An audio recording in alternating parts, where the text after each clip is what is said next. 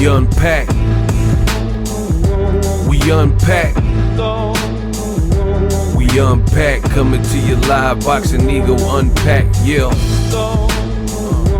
We unpack. We unpack.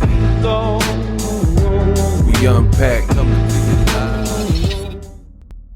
Acclaimed boxing trainer tells Canelo the road ends here. The show is all over. Pack it up after the Terence Crawford devastating loss. Find out who, and I'll break it down in this video. What up, Fight World? It's your boy Ego, and I'm back with some more boxing. Boxing trainer Ronnie SHields has a brand new interview with Fight Hub TV. And the thing I like about this interview is I get to cook y'all by telling you I told you so. And I'm going to keep doing it every time I get something right. And that's just what it is. So Ronnie SHields, he basically tells Canelo and his fans it is over. He needs to retire following the loss to Terence Crawford. Now, I'm going to break down his quotes. First, I'll let you know what he said. Then I'll give you guys my thoughts. He says, quote, "I predicted Crawford by unanimous decision, and he got that. He was just too fast for Canelo. Too many combinations. Canelo doesn't jab anymore. He looked for one shot." This sounds verbatim what Boxing Ego told you. Now, this is, again, the part of my job that I absolutely adore, because people agree with me, disagree with me, but when you hear industry professionals, respected people like Ronnie SHields, who's worked with great legendary heavyweights like Mike Tyson and others, right? And he's telling you every single thing Boxing Ego said, I know I'm in good company. Let's go on. He says Canelo, he's looking for one shot. The end is near for Canelo. He struggled with Crawford, especially in the southpaw position. He says we all know he has problems. No doubt the end is near. And then the host said, but he got 2 fights left with Turkey. And pretty much Ronnie SHields is saying that he need to just pack it in. He said he's already proved everything. I think right now the door is closed. He should shut it himself and say, you know what? I had a great career. Enough is enough. And then the host, the reporter, persists. Says, what about David Benavidez? SHields says, the Benavidez fight doesn't catch my attention at all. And then the reporter, still almost like trying to give Canelo some hope. He says, what if he switches trainers? Ronnie SHields is like, no, I don't want to see Benavidez. No, he says, quote, no younger trainer or older trainer is going to help him to be anything other than what he already is. You can't beat Father Time. You've already seen the best of Canelo, and you've seen the worst of him. This is it. It's over. His body is telling him, Canelo, let's go. Let's go enjoy life. End quote. Look, I am the best in the business, and it's not even close. If those were not verbatim my expressions and what I said, then I don't know what y'all been listening to. This whole interview sounds like a Boxing Ego video. I told you, Canelo is shop worn. Canelo's throwing one punch at a time. Canelo is younger on paper, calendar years, but he's older than Crawford based on wear and tear. More fights, more battles, better resume, totally. You know, Crawford's like a late bloomer.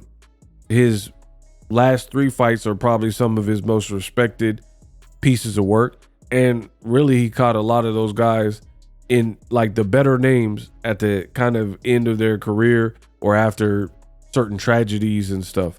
Just how it played out for Crawford. But Canelo, he got 70 fights almost. He's golfing. he got a family and keep having kids and stuff like that, it just becomes very hard to remain humble and hungry. Like the Hagler quote, it gets hard to wake up in silk pajamas and run 8 miles or whatever. So I enjoyed this Ronnie SHields interview because it just, like I said, it's everything I've been telling you, and it just gives me more reassurance that I've been putting out the right information. Canelo looks about done. And it's funny because you still have people like the Cinnabons and the Canelo Chupapi Muñeños. They're still trying to hold out hope for Canelo. Say, oh, if he rematches Bud, he's going to come back so much stronger. I mean, why would you book that? Why would you bet on that? As the fight wore on, it looked like Crawford almost was going to stop Canelo Alvarez. So I have no doubt in my mind that a rematch would probably be worse. In fact, I've said this before. In case you missed those videos, I will say it yet again. Bud Crawford, if he rematches Canelo, he might stop him. But here's the other part. If Canelo continues to fight and he fights tough competition, we can see his career end with a knockout, and then he's forced to retire for real. So, yeah, I've watched boxing for so long, and this is the sad story of most fighters.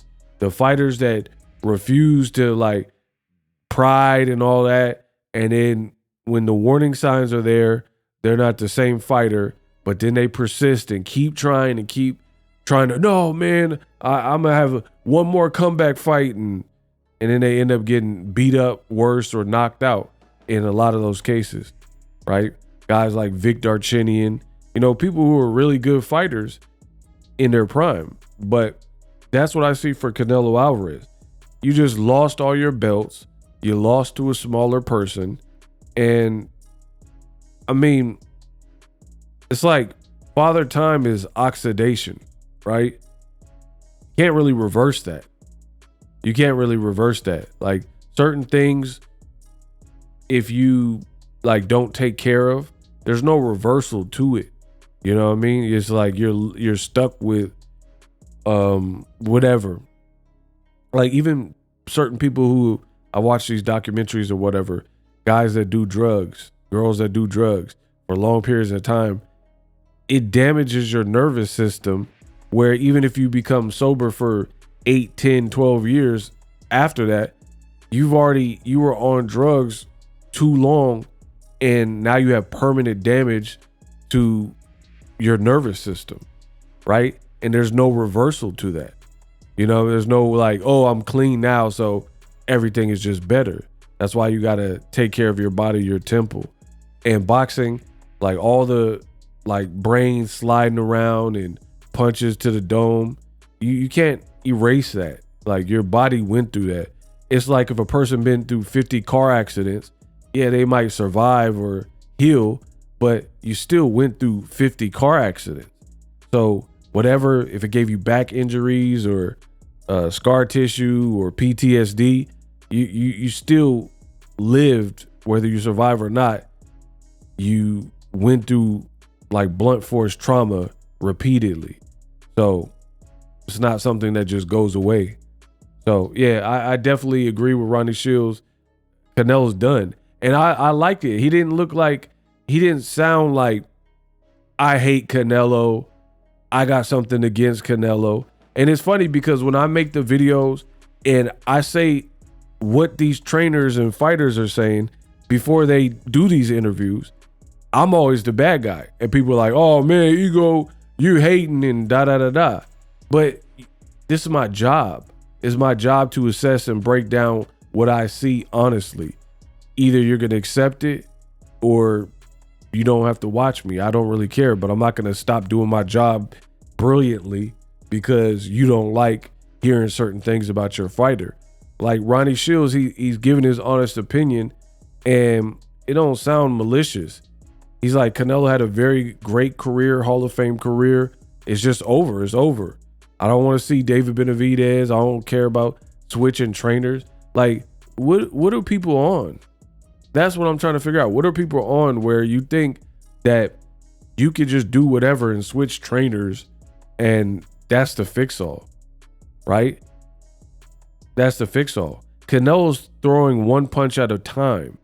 Canelo looks extremely flat-footed. Canelo is using less head movement than back when he was fighting Danny Jacobs and things like that.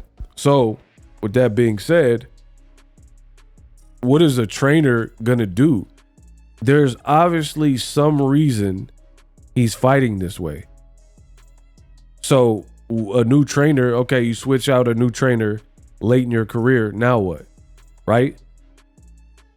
Because it does look like training Canelo trained hard for the Crawford fight. He looked like he was even leaner and in better shape. So it doesn't look like to be a lack of training or discipline. And we know Canelo got bread. So it's not like a lack of resources like, oh, I'm training hard, but I'm broke. So I can't get the proper sparring or I can't get the proper nutrition and protein in my body, right? I can't cut the weight. I mean, Canelo has money, which is a tool and a resource.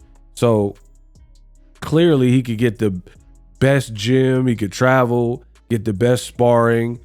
He could get a personal chef. So all those things are covered. So again, it's not really, it looks to be, this is just where Canelo's at in his career, basically, because money is not the issue. Sparring, you got Yoelni, Hernandez, Boots, Ennis. You got top level sparring. That's not the issue. You looked in shape. You look leaner than other fights.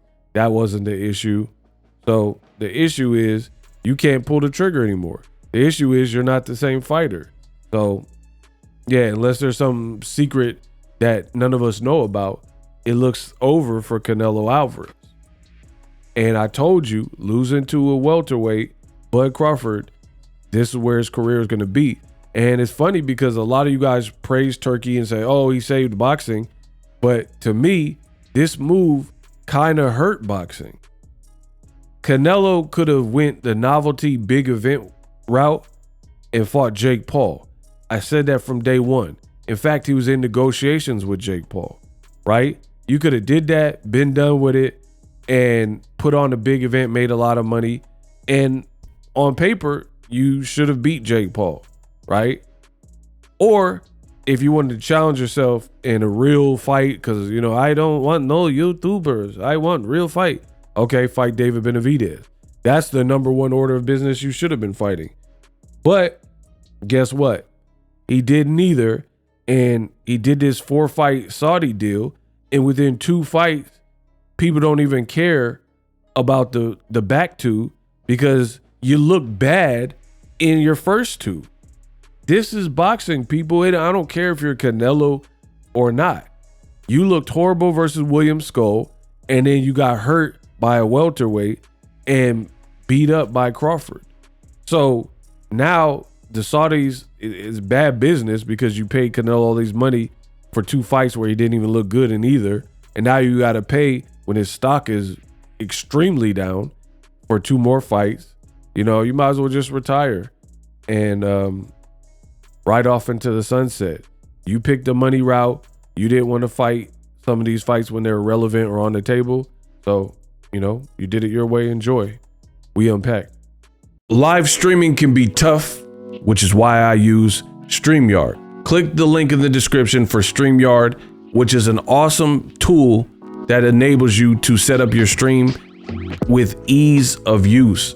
Get great results with live streaming. It's what I use. Stream to social media with ease with StreamYard. Live streaming is here to stay. Engage with your audience using StreamYard. Great way to reach out to your audience and connect. So you need a tool that can do that.